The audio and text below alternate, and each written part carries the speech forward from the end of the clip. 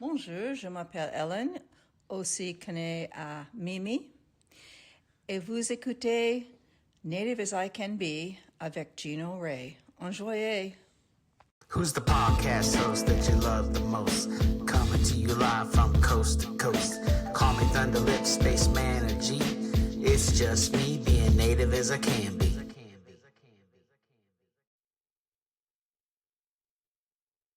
All right. Hello, everybody. This is Geno Ray, host of Native as I Can Be.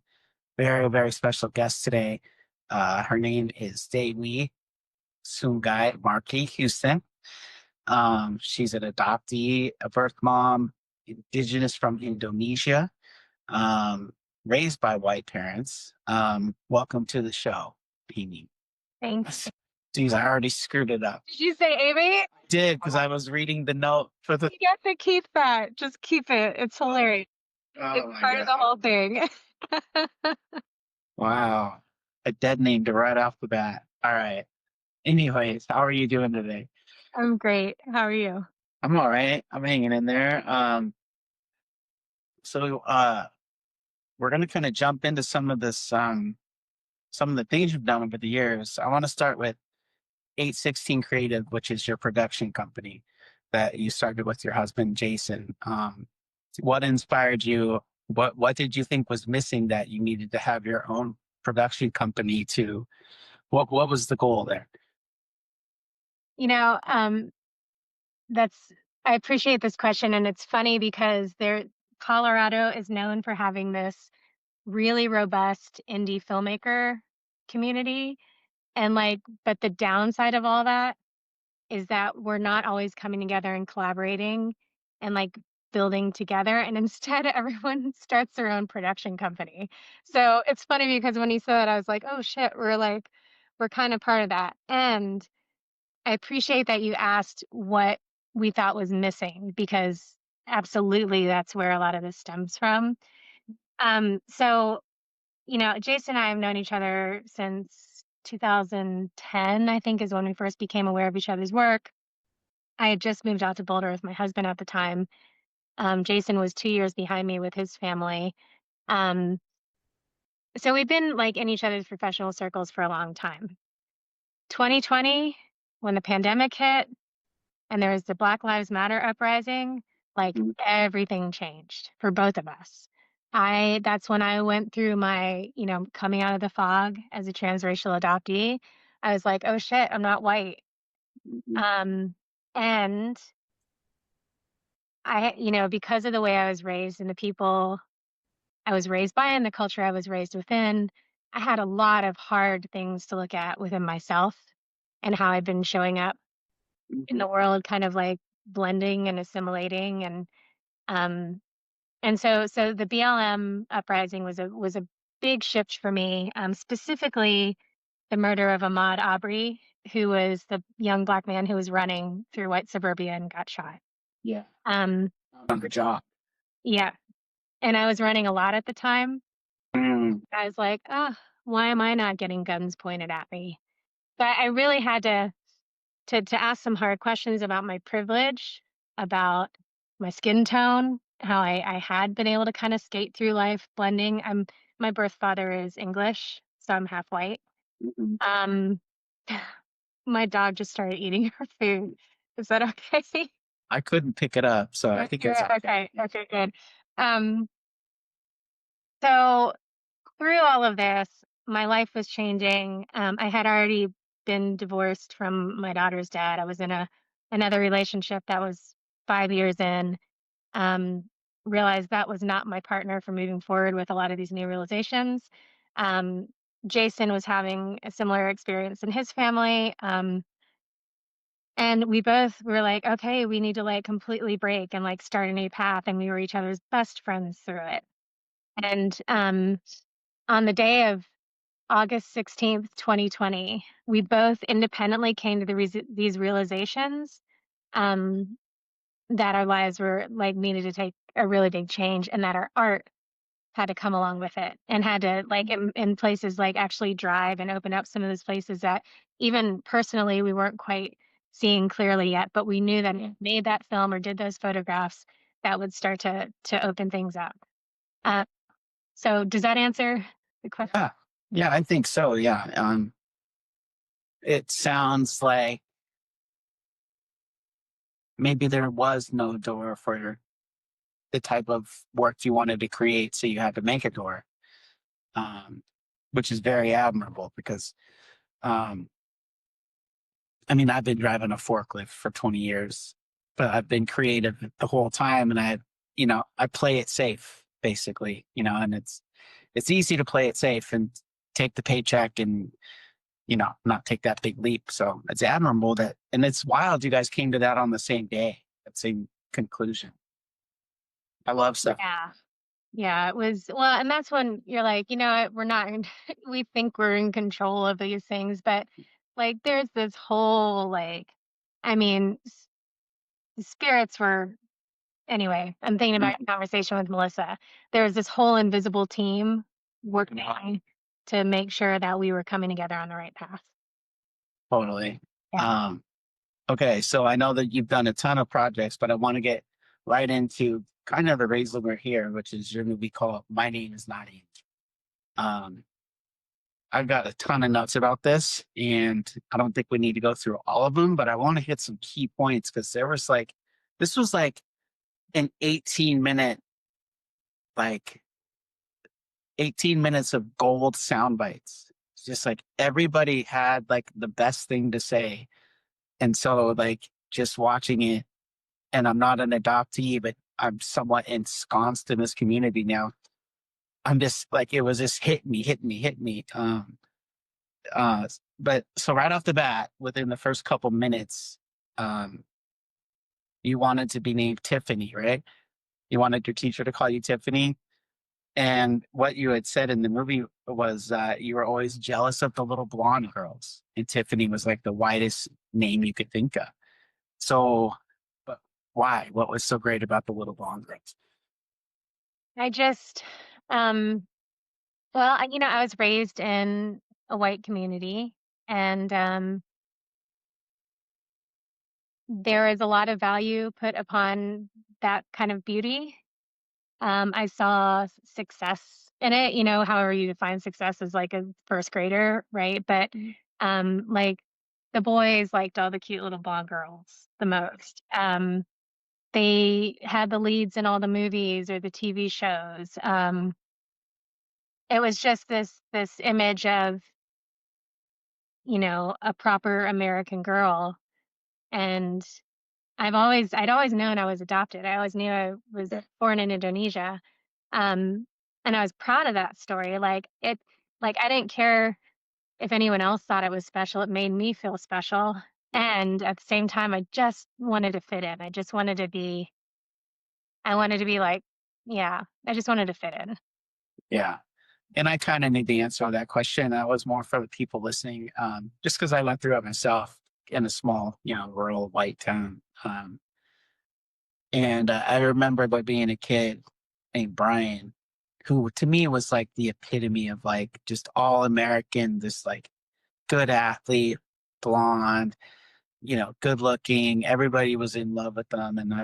And so I remember one time we were sitting in a circle and I was trying like to match my feet to what his feet were doing. Like, oh, he's got his feet up against the legs. Oh, maybe that's what I needed. Like it took me a long time to realize that, we're okay how we are. But, um, so another thing, what is your mom's name?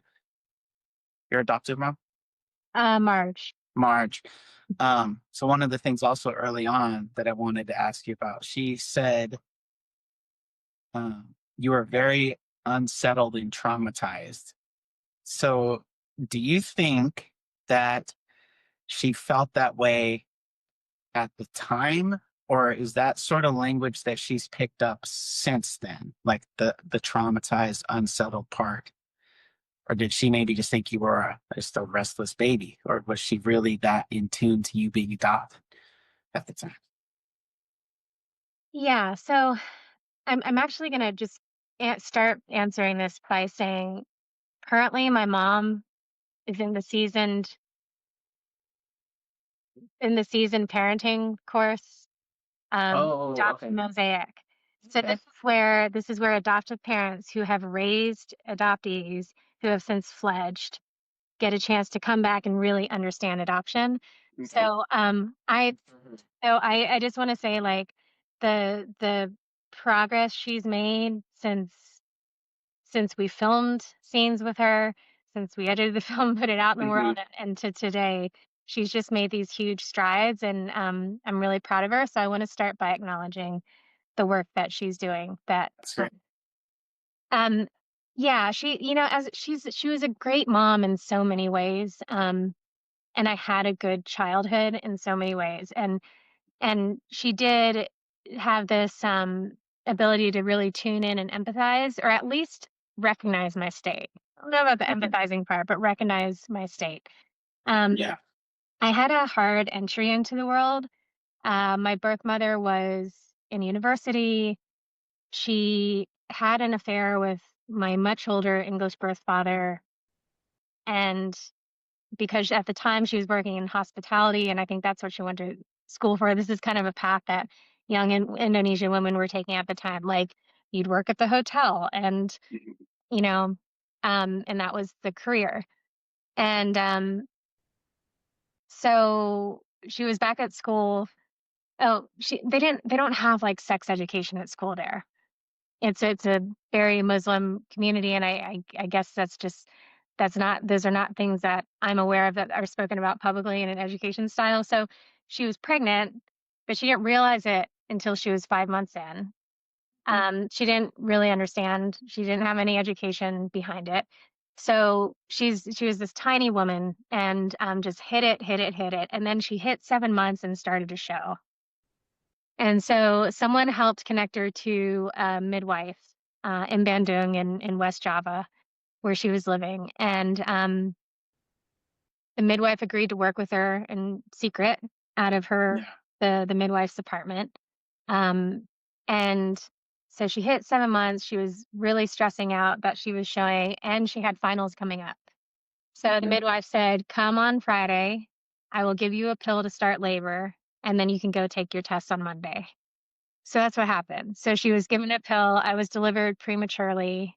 I was probably under 4 pounds because I weighed 4 pounds when I reached my parents a few weeks later. I think I was in some kind of incubator in this woman's apartment. I don't know. Like, some things don't quite make sense to me because I wasn't in a hospital. But when I think back to, obviously I don't have like intellectual logical memories of this, but I have a memory of it in my body.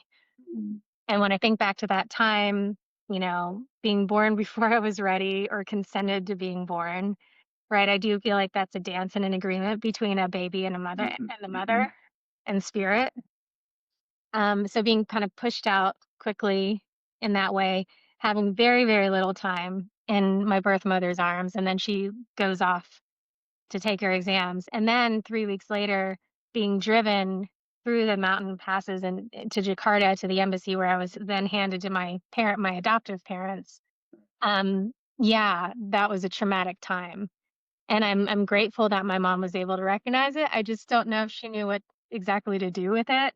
Right. Certainly at the time, she didn't understand like the bigger kind of global colonization of that whole story. Right. Yeah. You mentioned listening to Melissa's episode. That's one of the things that is sort of a reoccurring theme, is especially with the international adoptees, is probably any adoptee actually.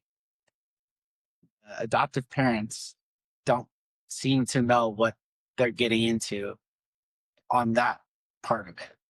I think they're seeing it as they're adopting this child who is in need, or the mother doesn't have the resources, whatever, but the overreaching trauma of it is not talked about, it doesn't seem. And I don't know if it's different now, but at least the people I've talked to, it doesn't seem like the parents were aware of that going in. Yeah, I think I hope that it's changing because of people like Ostrid and Adoption Mosaic, and the work that your wife or partner, I don't know if you all are married, that Martin. Yeah. Okay.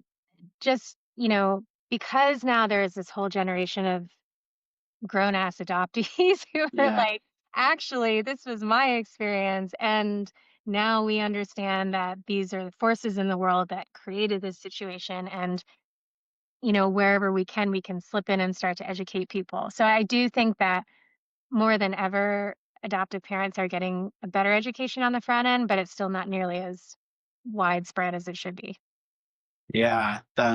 One of the clips that I put a bunch of asterisks around it is they had that guy, it's that black and white footage from the Salvation Army. And the guy says, uh, it's such a like insightful thing to say. And then it just goes, but he says, we're taking them from everything they know and everything they're used to. And then he just says, and we hope they find good homes. It's like, damn, like it was such, and I think he's speaking truthfully that of course he wants people to find good homes, but he's saying, yeah, we're taking them from everything they know and everybody they love and everything they're familiar with. And hope it works out. you know, it's just such a dated point of view, but also very, I don't know. That just struck me big time when I saw that. I think I'm glad you pointed that line out. It certainly struck me too when I found it, and I was like, "Oh, we got to get this into the film." And I think thinking about it now, it kind of reflects one of the things that's so challenging about kind of like the white progressive mindset, which is like we are educated enough to know that this is a hard situation for this other person. But like we're exempt from like understanding our own participation in it, and we're good people, so they'll probably find a good home, right? Like there's this like theme and tone there that I just see all around because I still live in white suburbia. Mm-hmm. Like I see it all around me. It hasn't gone away. Um, so in a way, like yes, it's like this dated black and white footage from I think those are those Korean kids? I think that's from the Korean War. Um, but yeah, I mean, it's just still very modern. Yeah. And he's not as flippant about it as I'm making it seem. I mean, he seems very genuine but yeah, it's just, yeah, yeah, I don't know. It was just just a poignant comment. I had to go back and watch it a couple times, but, so,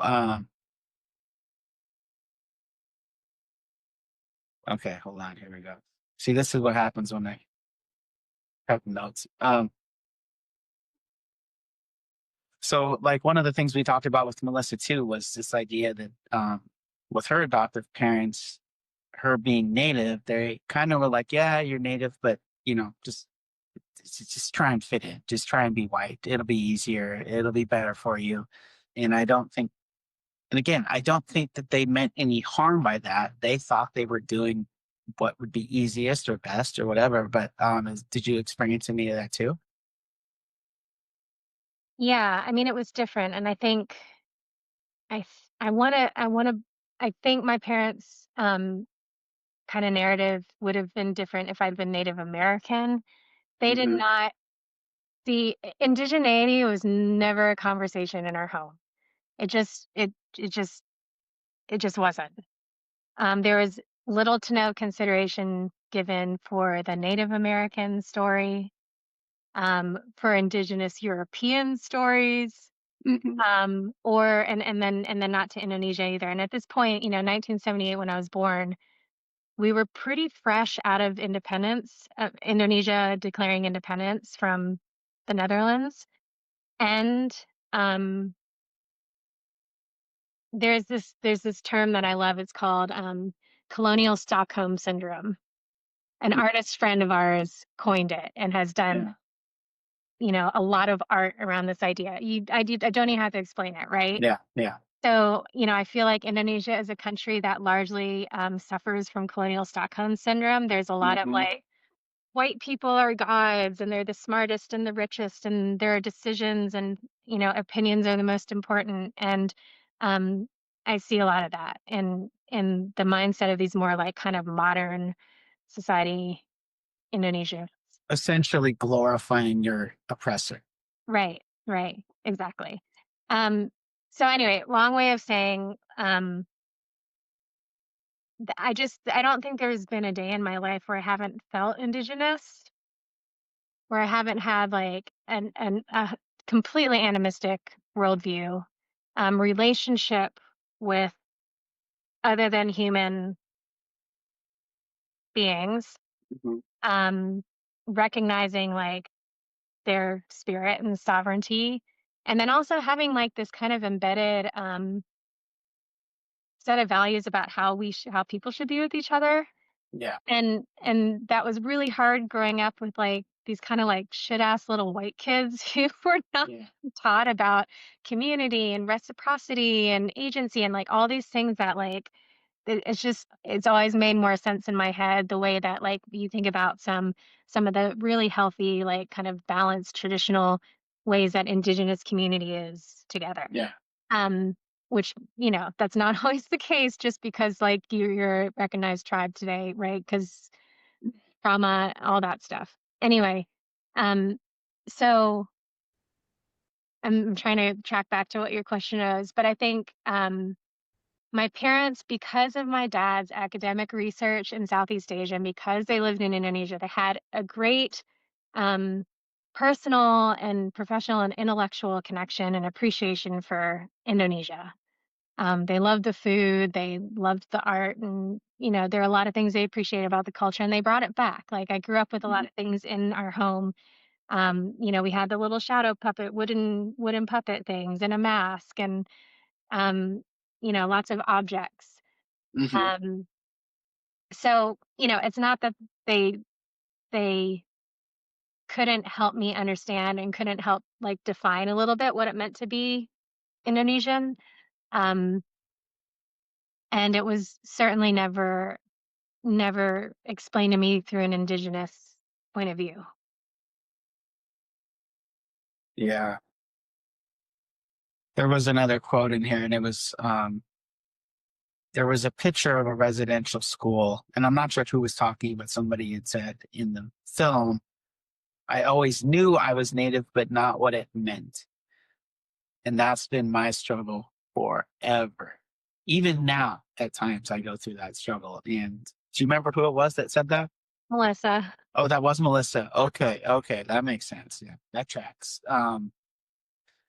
Yeah, that's I mean, so what is that like for you? Is there a similar feeling for you, even though you had the parents doing what they could? Yeah, and I mean, I feel like there are days, well,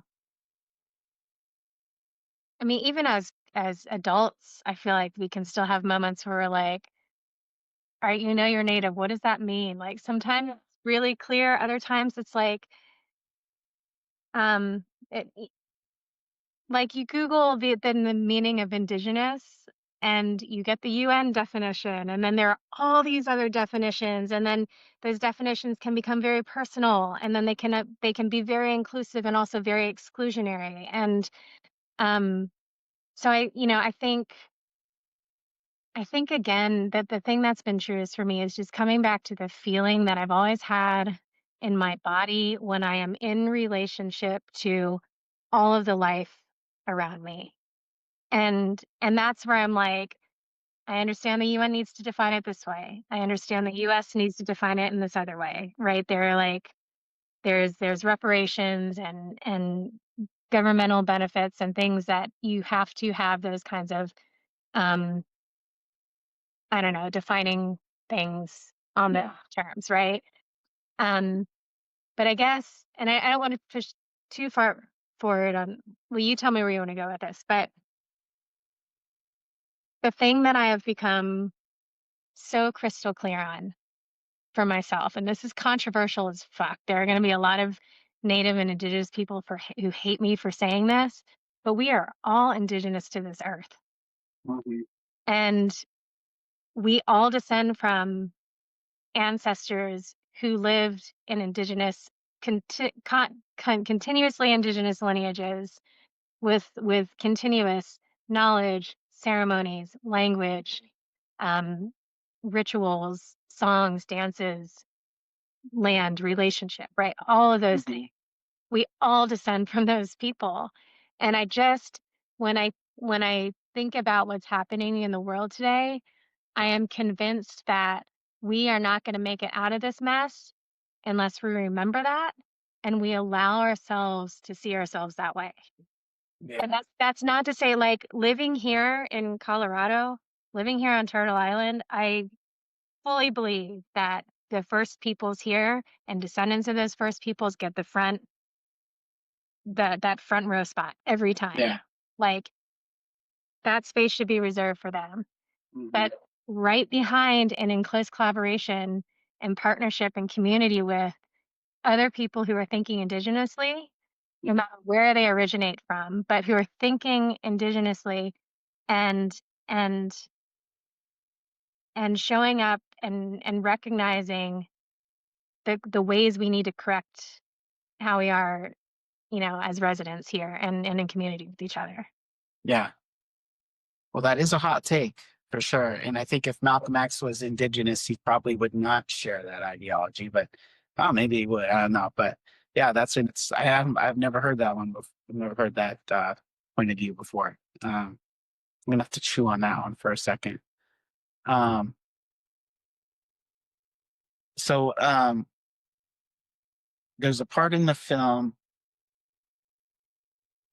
where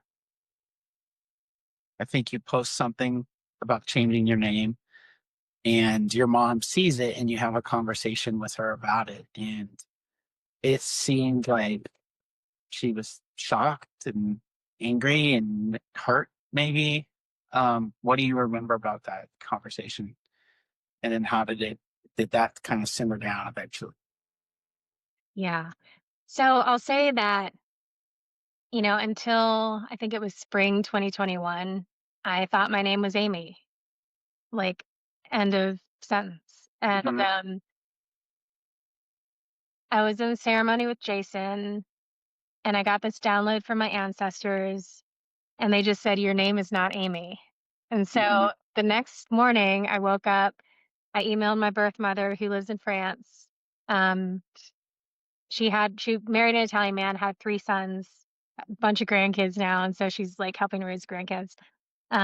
We have been in reunion since I was in my early 20s. So I emailed her and I was like, hey, did you name me when I was born? And she said, yes, Dewi.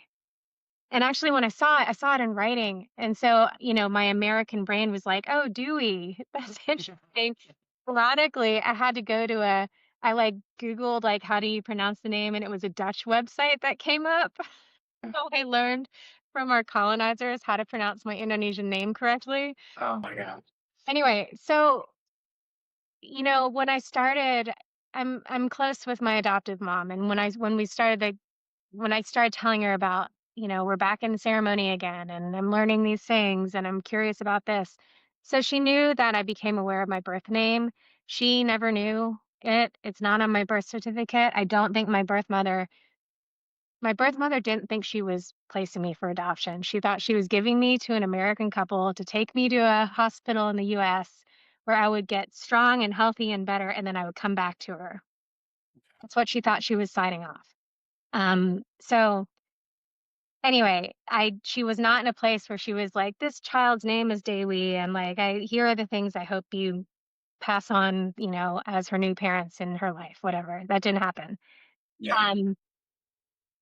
So anyway, when I brought it to my adopted mom's attention, I was like, yeah, like, I don't know, maybe I'll just be Amy Dewi. Like, I'll just kind of incorporate it like a middle name or something, right? But then more and more I was getting to the point where I was like, this doesn't feel right. I've never felt like an Amy. Yeah. I feel like the part of me that's Amy is the part that was always trying to please everybody else and make sure I wasn't abandoned again. Mhm. And I love that little girl, and that teenager and young adult, but I do not identify as that anymore. So I completely took my birth name. It's still not legal, which in these times is really interesting. That's another conversation. But when I took it on fully and then announced that publicly It's when I was going to be on a panel for Adoption Mosaic. And they announced the panelists and tagged me and wrote me as Dewi, I think at the time, because Jason and I weren't married yet. And my mom saw the post. And I was like, I was like, maybe she won't see this. Like, I guess I was just kind of like hopeful that it'd miss her. And when she did, I was like, oh, that was a shitty way for her to find out. Right. So I came into that conversation that you see in the film with a lot of guilt and fear, a lot of fear. Like I look at my face in that scene and I'm like, oh my God, I'm like petrified about how this is going to go down. Yeah. Yeah. Yeah, that is unfortunate, and that probably blindsided her a little bit. But if you're not the person that the name Amy was serving anymore, then why continue to use that name? That makes total sense to me. And then there's is your husband Native, or is he no, okay. I wasn't sure about that. I mean, I see him as an Indigenous man, 100%. But again, I know Right. that we obviously, right? He struggles to see himself that way in today's conversations. Certainly other people. I don't know. Like I have a Lakota brother and sister here, and our brother and sister, right? They oversee all the ceremonies for our community, and they totally anyway. They call Jason Indigenous all the time, and it's because of the way he shows up and the way he thinks and behaves in community that has earned him that perspective from them. So long way, but no, he descends from um Lithuanian and Celtic ancestors. He passes the bag check. Sounds like he'd be invited to the cookout. Yes. So then there's this crazy montage of this fires that happen around there.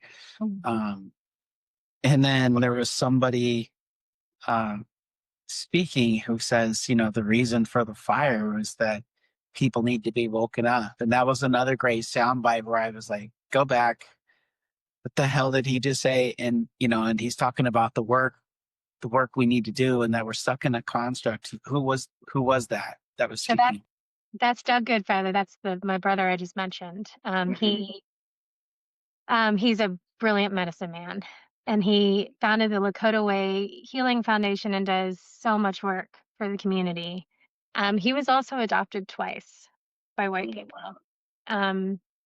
Also served and took the route of drinking and addiction, woke up in a ditch one day, literally like spirit came and like pulled him out of it and said, this is what you're going to do with your life from now on. And he took that path and has never looked back. Yeah. So we were just starting to like get to know him when we filmed that scene with him. He had written a book called Think Indigenous, which was, we read it and we were like, oh my God, like this is exactly the kind of like voice we need in our home right now. And it really just like kickstarted this beautiful relationship with him and his family. And give him my number, man. Shit. He sounds like he would be a good guest. Oh, he'd be great. Yeah, he would be. He's great. So when he has a chapter about fire. I'm gonna butcher the pronunciation, but peta. And the things that like really reading that section and reading the whole book helped me understand that fire that burned through our zip code. And when it happened, I was really angry, as I articulate in the film. I was really angry at white suburbia and white culture and my white family. And then suddenly this fire came through and like burned it all down. So it's like it was this metaphor, this powerful metaphor of the lies that I feel like I was raised with, the and the just the lies, the facade. Mhm. And I felt like it burned it all down to a place where now truth can come up. Mhm. That's not necessarily how the community responded. A lot of the wealthy area, people built back big, like Mhm. big. And it was heartbreaking because I was like, nobody listened. No one listened to what that fire was having to say. Yeah. Yeah. Right. But Yeah. but Doug was right, right? Like soon we'll all be in the truth. Well, and I don't remember where this quote came from, but somebody said you can't wake people up that are pretending to be asleep. And I think that's a lot of what is happening now is just the way things are now. I think people are just, I don't see anything, like, and I'm guilty of it too. Um, um, so in next week, this is how badass my kid is. So they had to bring stuffies to school basically for a show and tell. So he brought one that he got at a powwow, and it's a Pokemon, but it looks like this. And I might have said this in the Melissa episode actually, but anyways, they were like, "What is that? Where did that come from?" And he's like, "Oh, it's from a powwow. I'm Klamath, and what's Klamath?" And he just up there like loud and proud, and he's like a quarter. He's got blue eyes and really fair skin, but he's up there like just like rocking it. And uh, so back to like, what does it mean to be indigenous? It tripped me up because then we had a meeting with this teacher, and she was like, "Oh, Shay was up there and he was so proud of his heritage. Would you come and like speak to the class?" He's a first grader. And I was like, uh, and then that was that doubt. Like, can I talk about natives? Like, I don't know if I'm qualified. And so what I decided to do was there's a book about the Wampanoag tribe about the first Thanksgiving. It's a children's book. I was like, well, what if I came and read this right before Thanksgiving? And she was like, great, that works. And then that turned into not just reading this book for his class, reading it for the entire first grade, and then doing a presentation about the tribe. And um, saying all that to say, one of the things my tribe, the Klamath tribe, used to do was these controlled burns, where they would do these controlled burns of all this overgrowth and stuff that if it were to light accidentally would devastate the whole area. And by eliminating this old growth and this harmful vegetation, it actually creates the opportunity for the vegetation that they need to regrow. So it's growing out of the ashes of the burnt down.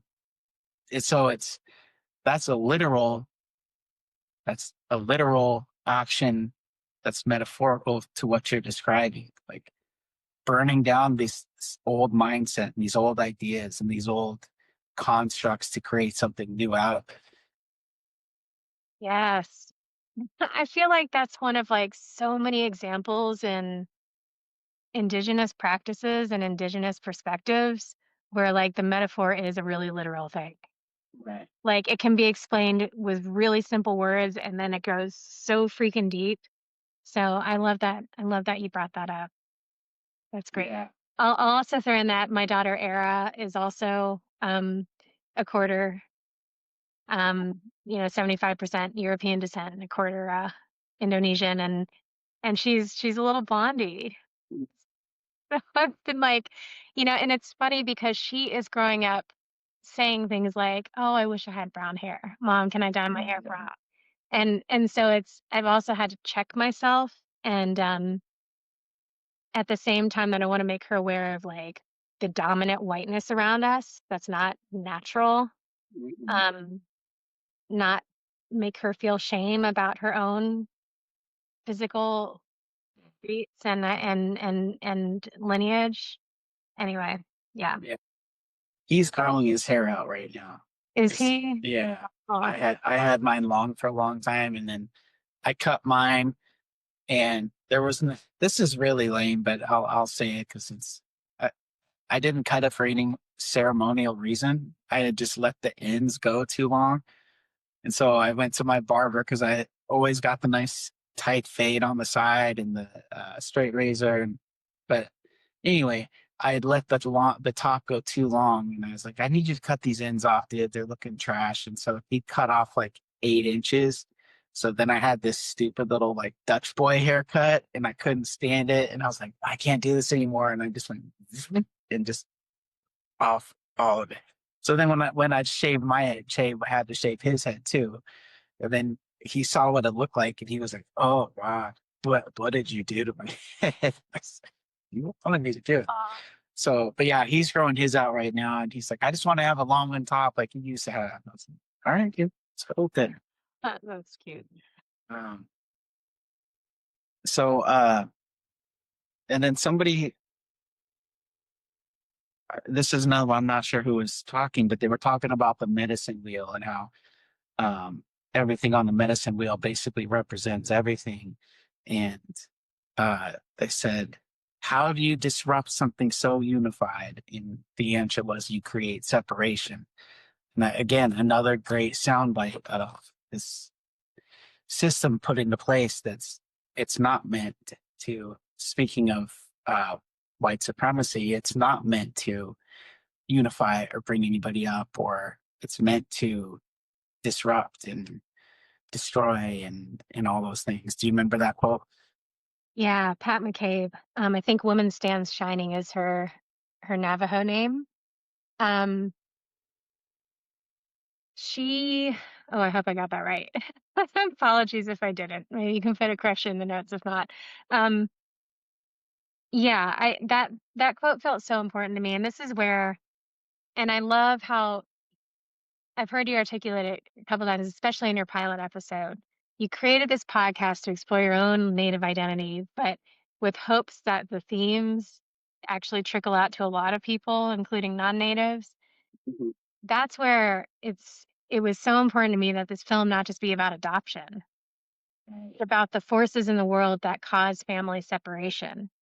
And I still have this like kind of fault of wanting to make films that speak to my white neighbors because I really want them to change. Um, Mhm. that cannot be why I make films and put films in the world, because they're just, most of the time, they're just not my audience. We're talking to the people who on the cusp of already waking up because of their own journey that's gotten them there, or there's a willingness. There's a willingness and a willingness to be in hard conversations and feel uncomfortable to right, to find that truth that Doug talks about. Um, but I could not exclude them from that experience of what Pat's saying, which is, we're all, again, this kind of goes back to my statement that we're all indigenous. We're all indigenous to this earth, and at some point in our lineages, every single one of us has experienced that force of separation. Yeah. And we continue to experience it today. And so there's a chance for, not just adoptees and adopted parents, but everybody to ask, who am I? Where do I come from? How did I get here? And how do we start to repair and get back on a path that's sustainable for ourselves and each other? Yeah. And the other part of the quote, she says, it's not just the theft of resources in land, it's a theft of psyche. And I was just like, man, how do people? I started getting a little jealous watching this. Like, I'm like, I didn't say anything that sharp ever, but it was like, I just love, like the theft and resources. The theft of resources and land is obvious. The theft of the psyche is probably, I mean, that's when you're starting to talk about residential schools and reservations and, that breaking up the spirit, whoever that was that said that, like some president or something said something about breaking native spirit. But yeah, that's so true. It's just, I was like, that is 100%. It's not just about stolen land or water rights or mineral rights or whatever. It's the theft of or attempted theft, maybe is a better way to put it, of who we are.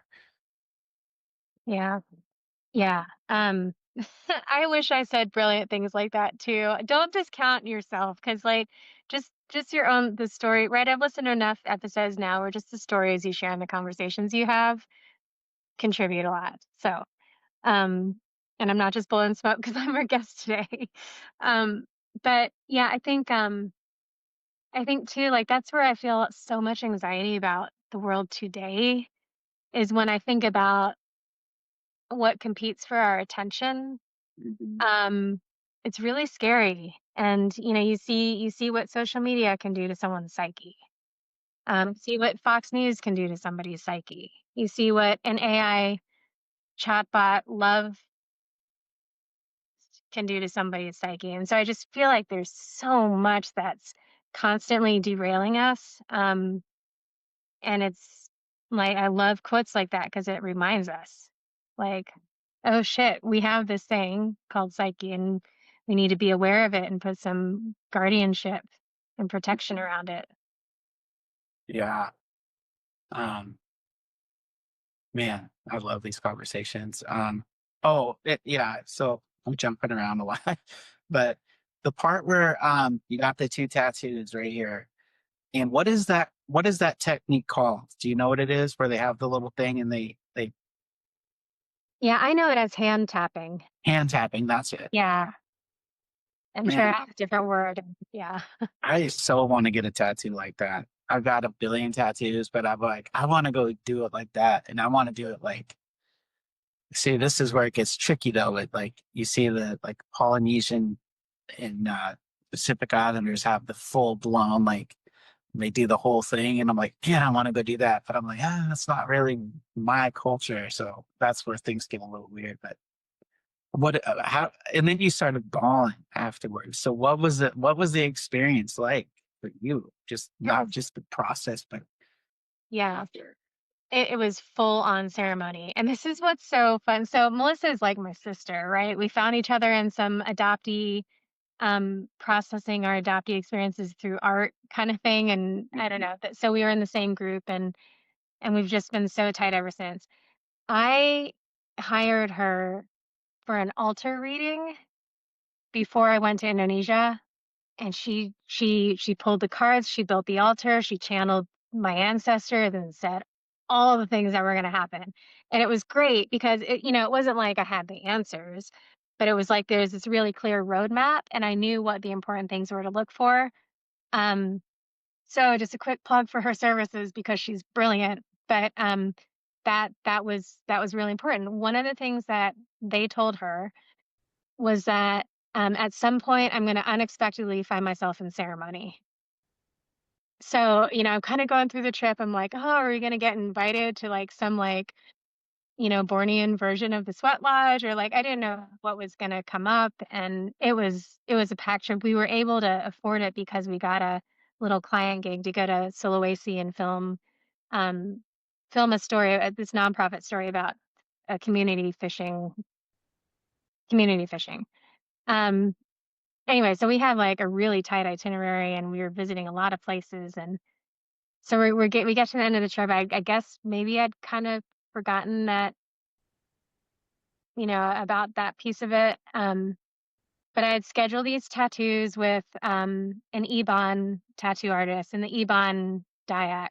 Dayak is a tricky word. It's like saying Indian. It can be really derogatory in the wrong mouth.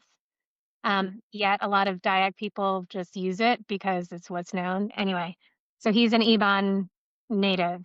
And they're known for the most beautiful tattoos. That is not my tribe, but I was like, okay, I'm still like close enough. If he's willing to give me tattoos, like help connect me back to my island, then I'll take it, right? Yeah. So we went and I started to get a feeling the night before that, oh, this might be the ceremony. So we went in. I don't know that we had really predetermined what the tattoos were going to be. Yeah. I can't remember how that unfolded, but we were looking at his designs and they're his own like custom designs. They might be they're informed by traditional things, but he takes them and modernizes them and gets approval from the ancestors before he starts applying them to anybody's skin. So we started with these. These are they're called bungai terung, which is eggplant flowers. And as a native Bornean person, they are the first tattoos you get.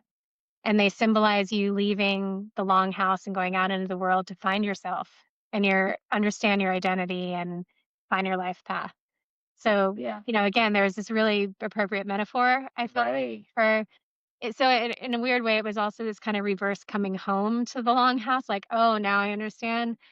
But it took 5 hours.